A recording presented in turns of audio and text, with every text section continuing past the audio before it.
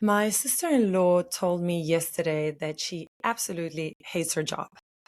She is a lawyer and she explained all the reasons why she hates her job. And I understood those reasons, but what I didn't understand was why she was still at her job. And what I later learned was that she feels a little bit stuck. She doesn't know what to do. She needs to do something to make money, although now maybe she couldn't. So she's trying to think in her head what is the right approach. And what was clear before I asked her a question was that she really hated it. She kept giving me examples of why this was really bad. And she even said that last year was one of her worst years yet in her life. And I said to her, okay, if you leave this and you start something else, what would you like to do? And she started thinking about all the things that she could do. I said, no, not all the things that you could do, that you logically think that you could do based on your experience and your CV, but rather, what would you love to do? If you could do this thing and not get paid, you would still do it. And she struggled a little bit to figure it out. And I kept probing a little bit, like, what do you love? And she basically said she didn't know. She said that she had done so much for others for so long that she didn't really know who she was or what she wanted. I think her words were she didn't know what she wanted. And we talked a little bit more around this. And then for the rest of the day, I paid attention to her. Well, her and I connected. We talked a lot. And I was looking at her and I realized a bunch of things. I realized what she gravitates towards. I realized when her energy like lifts up. I realized what she knows a lot about. I realized a whole bunch of things about her that at the end of the day, when we were driving back to Cape Town, I reflected some of these things back to her. And I think she was not surprised, actually, but she started thinking about it more like, okay, yes, you're right. I do like this and this and this and this. And I said to her, I think that we try and have it all figured out right from the beginning, but it's not necessary to know the how and the why and the what. It's more trusting ourselves that if we start doing more of the things that we love, the path will align, the stars will align, and roads will open, opportunities will come about, and then it will flourish into something. We can't today figure out, understand, or predict exactly how life is going to go. I mean, if you look back onto your life, you have the proof behind you. It's like whenever you thought something was going to happen, something else happened. And then so often things don't go according to plan. In fact, I think most of the time things don't go according to plan. And so how do we want to know how everything is going to turn out in the future if we, clearly we can't do it. The only thing that we can do is think about right here, right now, am I where I want to be?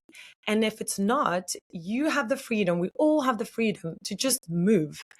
And anyway, we talked about this, and I suggested an exercise to her. That is an exercise that I suggest to anyone. And I'm often amazed at how little time human beings spend on thinking about what they want. And the exercise is very simple, is that you go for a whole day, ideally. I mean, overnight is the best, like 24 hours. But if it can't be 24 hours, at least 8 hours. So it needs to be most of the day that you go somewhere, and it could be your room. It could be your garden. It could be an Airbnb. It could be a beautiful place that you just love to be at.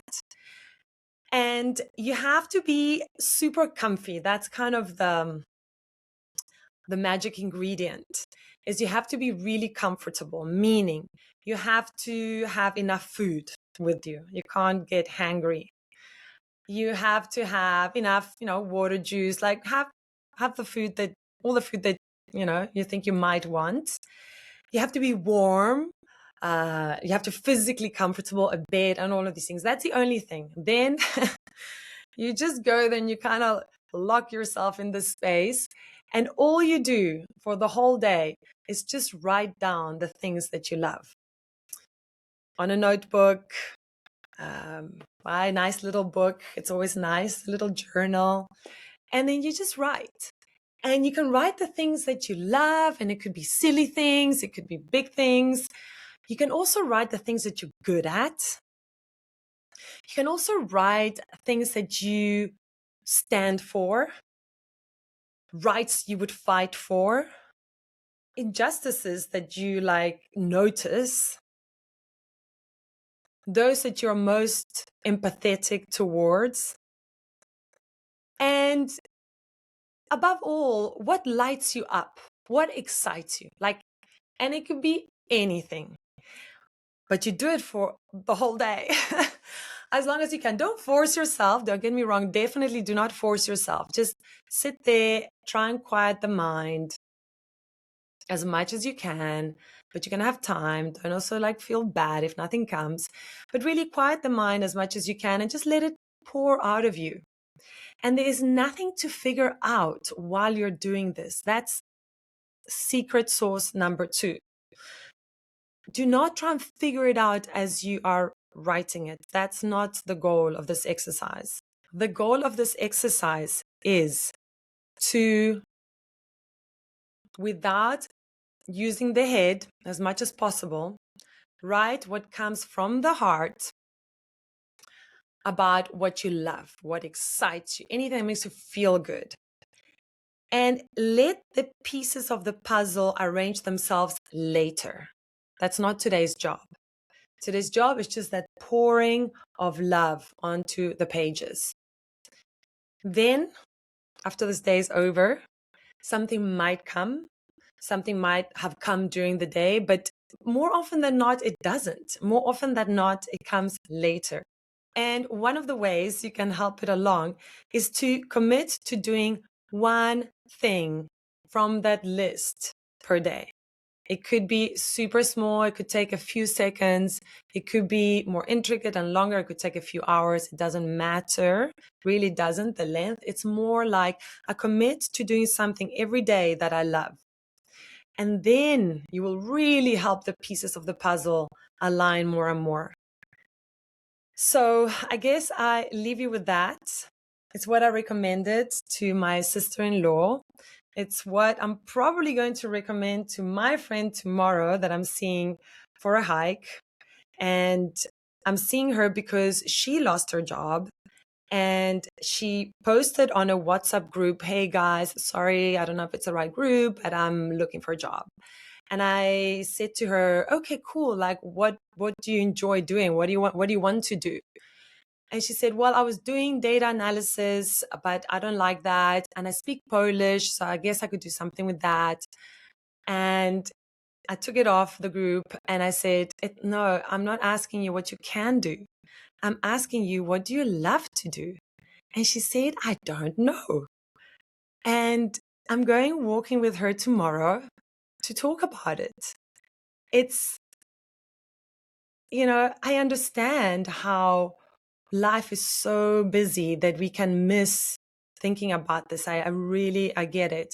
But it is so fundamentally important to our happiness that it's like the number one thing we should be doing. At least once in a while, at least once a year, at least consciously at some point. And I think that if you find yourself not being able to answer that quickly, easily, it's totally worth it to spend a little bit of time with yourself doing that. It just will multiply exponentially.